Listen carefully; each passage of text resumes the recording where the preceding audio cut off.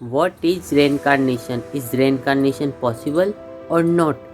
पुनर्जन्म क्या है? क्या पुनर्जन्म सत्य है या केवल एक कल्पना? तो पहले हम इस पुनर्जन्म या रेनकार्नेशन को साइंटिफिक तरीके से समझने की कोशिश करेंगे।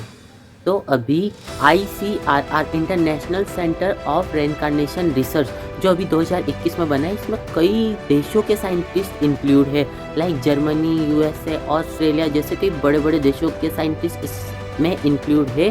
और वे लोग रेनकार्नेशन के बारे में पता लगाने की काफ़ी कोशिश कर रहे हैं। मतलब रेनकार्नेशन पे साइंटिफिक रिसर्च होना स्टार्ट तो हो गई है, लेकिन क्या रेनकार्नेशन को साइंस में किसी जगह पर लिया गया है या नहीं, इसके बारे में हम जानेंगे। तो साइंस की एक ब्रांच है जिसको साइकोलॉजी के नाम से कहते हैं। साइकोलॉजी में साइको एनालिसिस और साइकोथेरेपी दोनों इंक्लूड है, लेकिन इसकी एक सब ब्रांच भी होती है जिसको पैरासाइकोलॉजी के नाम से जानते हैं। और इस पैरासाइकोलॉजी के अंदर ही हम soul, god and reincarnation, after death जैसे कई मिस्टीरियस चीज़ों की स्टडी करते हैं। तो साइंस के अंदर भी रेनकार्नेशन को लिया गया है। साइंस में पैरासाइकोलॉजी में हम रेनकार्नेशन के बारे में पढ़ते हैं, मतलब रेनकार्नेशन को साइंस में लिया गया है। अब देखते रेनकार्नेशन कितना सच है। तो एक साइंटिस्ट थे डॉक्टर रेमन मूडी, इन्होंने शरीर में प्रेजेंट सोल का वजन निकालने की कोशिश करी और जब मरते व्यक्ति को तुला पर तोला तो उसका वजन 1 छटांग से कम हुआ। इन्होंने एक ऐसी तुला ली थी जो 1 ग्राम के 1000वें भाग का भी वेट बता दे।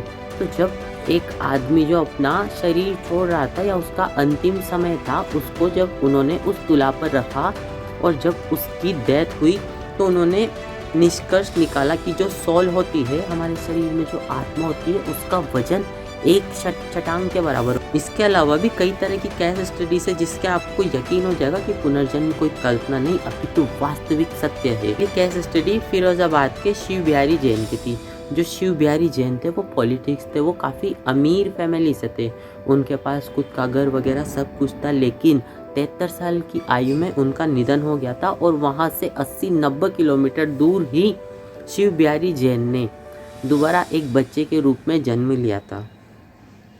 और जिस घर में जन्म लिया था वो बहुत गरीब थे, तो उन्हें इतनी गरीबी, ये सब चीज़ें वगैरह ये सब अच्छी नहीं लगती थी। लेकिन जब शिव बिहारी जैन के बारे में रिसर्च की गई, उनके बारे में पता चला, तो शिव बिहारी जैन ने बताया कि मैं पहले पॉलिटिक्स में था और उन्हें पॉलिटिक्स की पूरी नॉलेज भी थी। इसके अलावा सेकंड केस स्टडी थी एक 12 साल के लड़के की।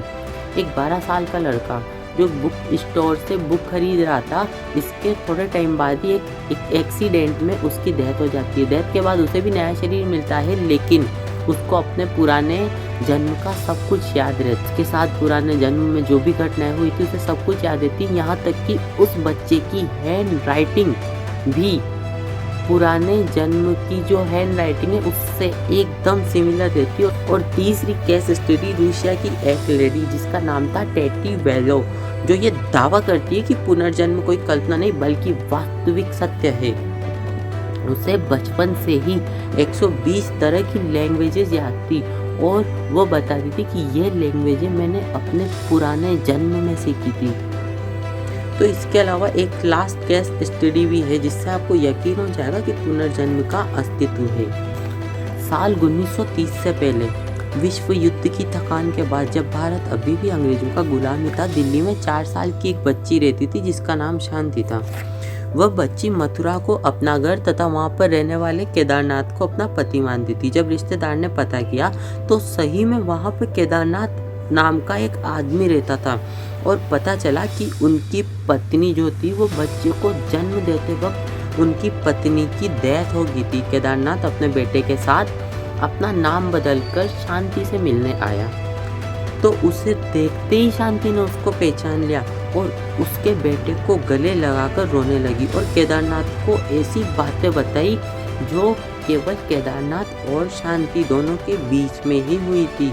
ये मामला उस टाइम पे बहुत प्रचलित हुआ था और ये बात इतनी सामने आई कि महात्मा गांधी तक इसमें इन्वॉल्व हुए और एक जांच आयोग बिठाया और उसमें लिखा गया कि रूखड़ी देवी ही शांति देवी के रूप में जन्मी है।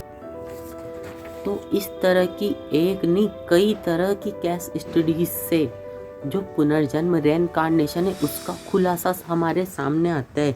इसके अलावा एक साइंटिस्ट प्रोफेसर इयान स्टीवेंस जिन्होंने इस तरह की 4000 से भी ज़्यादा केस स्टडीज़ की, मतलब 4000 से भी ज़्यादा ऐसे मामले देखे जिसमें उन्होंने रेनकार्नेशन को सही पाया गया। और अभी भी university of Virginia USA medical school में रेनकार्नेशन से लेकर नियर डेथ एक्सपेरिमेंट पर साइंटिफिक रिसर्च जारी है। अब क्वेश्चन ये उठता है कि हम कैसे मान लें कि पुनर्जन्म वाकई में पॉसिबल है या नहीं। तो डेजा वू मतलब कई बार ऐसा लगता है कि जो मेरे साथ हो रहा है वो पहले भी कभी मेरे साथ हुआ है, और ऐसा आप सब ने भी एक्सपीरियंस किया होगा। सेकंड आता है हमारे सपनों में हम जो चित्र देखते हैं या सपनों में हम जो दृश्य देखते हैं, तो बहुत सी बार हमें लगता है कि उन दृश्यों से कहीं ना कहीं हम होकर निकले हैं। कहीं ना कहीं जिन जगहों पे सपनों में हम होते हैं तो हमें ऐसा लगता है कि उन जगहों पे हम वाकई में कभी थे। तो सपने क्या है? सपने भी एक तरह से पुनर्जन्म के हमारे पुराने शरीरों के रूप ही है, हमारे पुराने शरीरों की यादें ही है। और तीसरा आता है हिप्नोटाइज। बहुत सी बार जब डॉक्टर हिप्नोटाइज करते हैं तो उससे भी व्यक्ति अपने पुराने शरीरों या पुनर्जन्म के बारे में बताने लगता है। तो हिप्नोटाइज से भी व्यक्ति को अपने पुराने शरीर की यादें उसके सामने आने लगती है। इसको हम एक उदाहरण से समझ सकते हैं।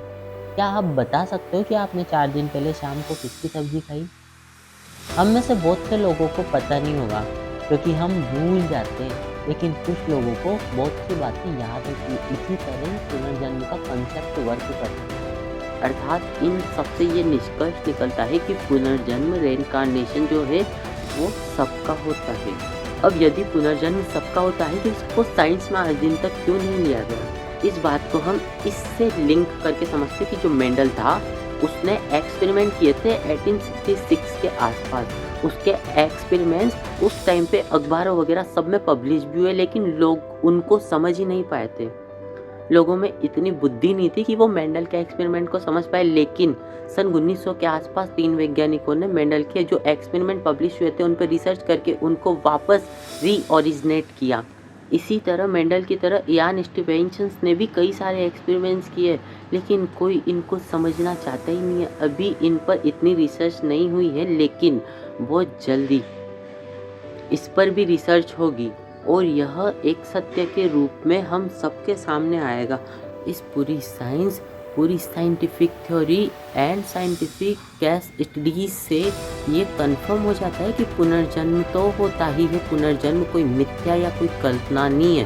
पुनर्जन्म एक वास्तविक सत्य है और हम सबका पुनर्जन्म हुआ है।